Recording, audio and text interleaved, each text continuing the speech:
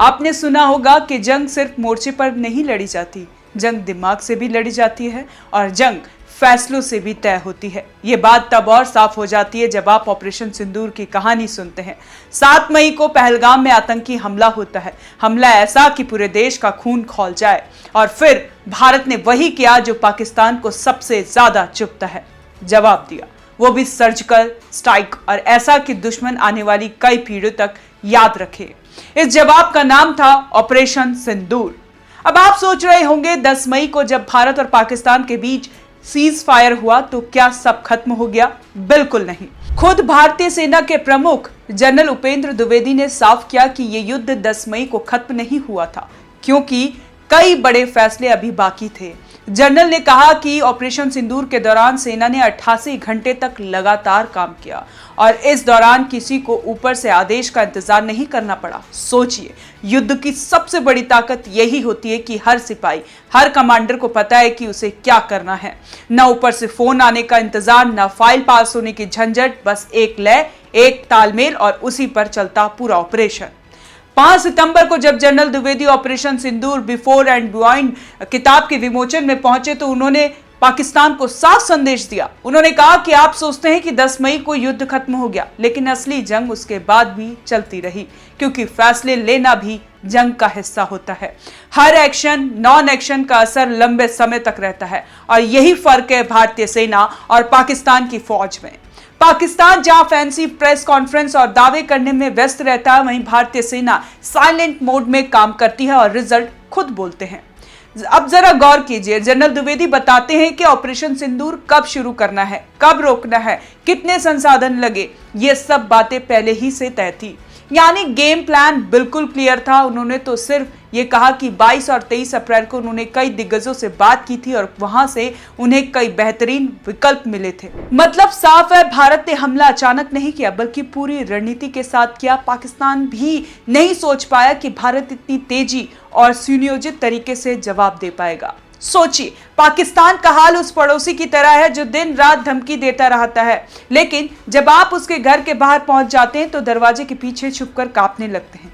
पहलगाम हमले के बाद भी पाकिस्तान यही उम्मीद कर रहा था कि भारत बस निंदा करेगा, बयान देगा और फिर चुप बैठ जाएगा। लेकिन इस बार कहानी अलग थी। भारत ने चुप्पी नहीं साधी, बल्कि ऑपरेशन सिंदूर से दुश्मन के माथे पर ऐसा निशाना लगाया जो मिटाए नहीं मिटेगा। जनरल उपेंद्र द्विवेदी की तारीफ करनी होगी। उन्होंने साफ कहा कि इस ऑपरेशन में भारतीय सेना लयबद्ध लहर की तरह आगे बढ़ रही थी। अब जरा ये प्लान देखिए और ये लफ्ज सुनिए, लयबद्ध लहर, यानी एक वेव की तरह, जहां हर कोई अपनी गति, अपनी दिशा जानता था। न किसी को बार बार आदेश देने की जरूरत थी, न किसी को समझाने की।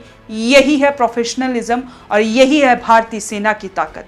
यही वो चीज है जो पाकिस्तान की सेना कभी समझ नहीं पाएगी। वहां तो सेना सरकार गिराने और सत्ता पर कब्जा करने में लगी रहती है।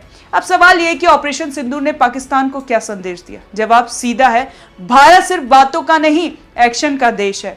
भारत अब 90 के दशक वाला मुल्क नहीं है जो हमले झेलने में चुप बैठ जाए।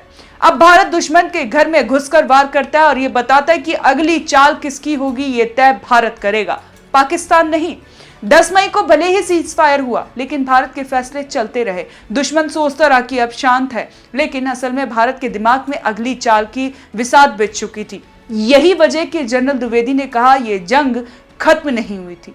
पाकिस्तान को हर मोर्चे पर घेरने के फैसले लिए जाते रहे और ये फैसले ही पाकिस्तान की नींद उड़ाते हैं, क्योंकि भारत ने सिर्फ बम गोली से नहीं, दिमाग से भी पाकिस्तान को हराया। अब एक चीज नोट कीजिए, जब जब भारत ने दुश्मन को जवाब दिया, पाकिस्तान की जुबान लड़खड़ाई है। कभी वो अमेरिका के पास रौनियों दौड़ता है, कभी चीन की गोद में बैठकर खिसकता है, कभी ऑपरेशन सिंदूर के बाद तो प्रोपेगेंडा भी ध्वस्त हो गया। दुनिया ने देख लिया कि भारत किस तरह डटकर जवाब देता है और कैसे सेना बिना किसी राजनीतिक दबाव के अपने काम करती है। अब जरा सोचिए, पाकिस्तान की टीवी चैनलों पर बैठे उनके जनरल कैसे गुस्से में तिलमिला रहे होंगे। लेकिन हकीकत यही है कि जिस सेना को अपने ही देश में आतंकी मार देते हैं, वो भारत से क्या मुकाबला करेगी। जनरल द्विवेदी के बयान ने यह साफ कर दिया कि भारत की सेना खुद में आत्मनिर्भर है। 88 घंटे का ऑपरेशन और उसमें हर जवान को अपना रोल पता हो, यह पाकिस्तान की बस की बात नहीं है। तो दोस्तों, ऑपरेशन सिंदूर सिर्फ एक जवाबी कार्रवाई नहीं थी, ये संदेश था, अगर भारत पर हमला हुआ तो जवाब सिर्फ गोली से नहीं मिलेगा, जवाब रणनीति से भी मिलेगा और जवाब इतना सटीक होगा कि पाकिस्तान संभल भी नहीं पाएगा। यही वजह है कि पाकिस्तान के लिए ऑपरेशन सिंदूर आज भी एक डर का नाम है। तो अगली बार जब पाकिस्तान की तरफ से कोई बयान आए या धमकी दी जाए तो याद रखिए हमारे पास ऑपरेशन सिंदूर जैसी कहानियां हैं, जहां हमारी सेना ने साबित किया है कि भारत अब सहने वाला देश नहीं बल्कि घेर कर जवाब देने वाला देश है।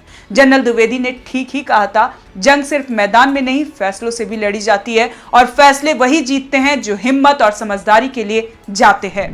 और भारत ने दोनों दिखा दिए। पाकिस्तान को अब बस ये समझना बाकी है कि सिंदूर से सजा हुआ ये चेहरा हमेशा उसकी हार की याद दिलाता रहेगा। कैसी लगी आपको ये जानकारी हमें कमेंट कर जरूर बताएं और देखते रहें one nation one group news.